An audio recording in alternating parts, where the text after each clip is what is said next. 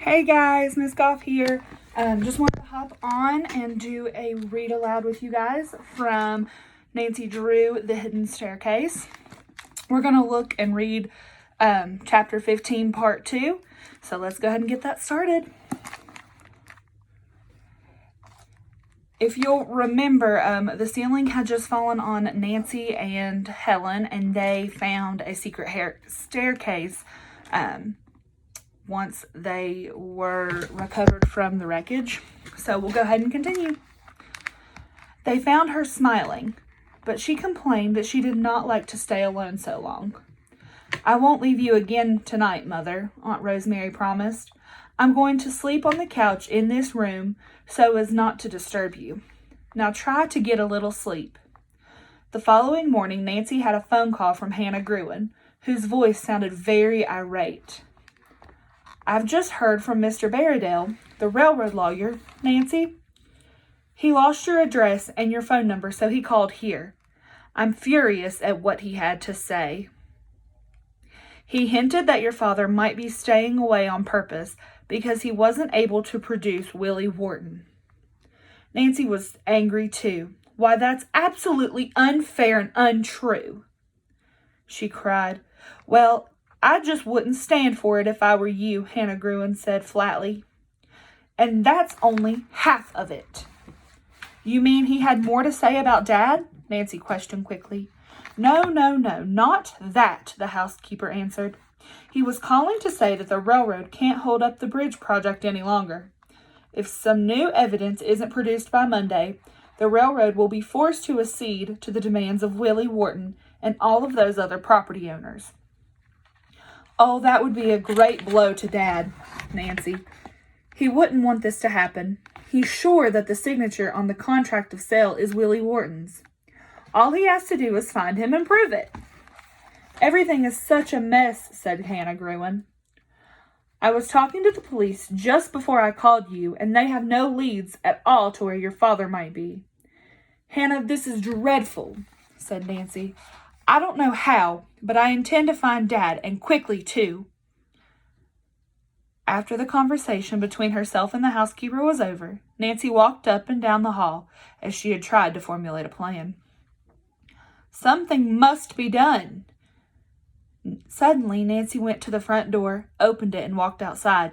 She breathed deeply of the lovely morning air and headed for the rose garden. She let the full beauty of the estate sink into her consciousness before permitting herself to think further about the knotty problem before her. Long ago, Mr. Drew had taught Nancy that the best way to clear one's brain is to commune with nature for a time. Nancy went up one walk and down another, listening to the twittering of the birds, and now and then the song of the meadow lark. So Nancy's trying to take a calm down moment, just like we do. What are some things that you all do to calm yourself down? If you want to respond, comment below, and I'll respond back to you guys. She smelled deeply of the roses and the sweet wisteria which hung over a sagging arbor. 10 minutes later, she returned to the house and sat down on the porch steps. Almost at once, a mental image of Nathan Gomber came to her as clearly as if the man had been standing in front of her. Now remember, Nathan Gomber was the first lawyer that we met, and he's our first suspect on our list. The young sleuth's mind began to put together the various pieces of the puzzle regarding him and the railroad property. "Maybe Nathan Gomber is keeping Willie Wharton away," she said to herself. "Willie may even be a prisoner, and if Gomber is that kind of person, which he very well might be, maybe he engineered the abduction of my father." The very thought frightened Nancy. Leaping up, she decided to ask the police to have Nathan Gomber shadowed. "I'll go down to headquarters and talk to Captain Roslin," she said. "I'll then ask Helen to go along with me. The cleaning woman is here so she can help Aunt Rosemary in case of an emergency." Without explaining her real purpose in wanting to go downtown, Nancy merely asked Helen to accompany her there for some necessary marketing. The two girls drove off, and on the way downtown, Nancy gave Helen full details of her latest theories about Nathan. What do you all think? Helen was amazed. And here he was acting so worried about your father's safety. When the girls reached police headquarters, they had to wait a few minutes to see Captain Roslin. Nancy fidgeted under the delay. Every moment seemed doubly precious now. But finally the girls were ushered inside and the officer greeted them warmly. "Another clue, Miss Drew?" he asked with a smile. Nancy told her story and very quickly. "I think you're on the right track," the officer stated.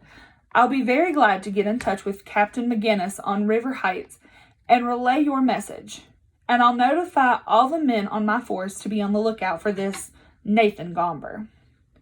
"Thank you," said Nancy gratefully. "Every hour that goes by, I become more and more worried about my father. A break should come soon," the officer told her kindly. "The minute I hear anything, I'll let you know." Nancy thanked him and the girls went on their way. It took every bit of Nancy's stamina not to show her inmost feelings. She rolled the cart through the supermarket almost automatically, picking out the items that she needed. Her mind would say, "We need more canned peas because the ghost took what we had." And then the meat counter, she reflected, "Dad loves thick and juicy steaks." Finally, the marketing was finished and the packages stowed in the rear of the convertible. On the way home, Helen and Nancy asked what plans she had for pursuing the mystery. "To tell the truth, I've been thinking about it continuously, but so far I haven't come up with any new ideas," Nancy answered. "I'm sure, though, that something will pop up." When the girls were a little distant from the entrance to the Twin Elms estate, they saw a car suddenly pull out of the driveway and make a right turn. The driver leaned out his window and looked back, and he wore a smug grin. "Why, it's Nathan Gomber," Nancy cried out. "And did you see that smirk on his face?" Helen asked. "Oh, Nancy, maybe that means he's finally persuaded Miss Flora to sell the property." "Yes," Nancy replied grimly. "And also, here, I've just asked the police to shadow him, and I'm the first person to see him." With that, Nancy put on the speed and shot ahead. As she passed the driveway to the estate, Helen asked, "Where are you going?" "I'm following Nathan Gomber until I catch him." All right, guys, that's the end of chapter 15. We're going to stop there. Why do you all think that Nathan Gomber was there and pulling out of Twin Elms? I would love to hear your comments. I miss you all so much. Make sure to respond to any answers or any video questions that you may have. Put them in the comment section. Be sure to like and subscribe to our YouTube channel, and I'll see you all later.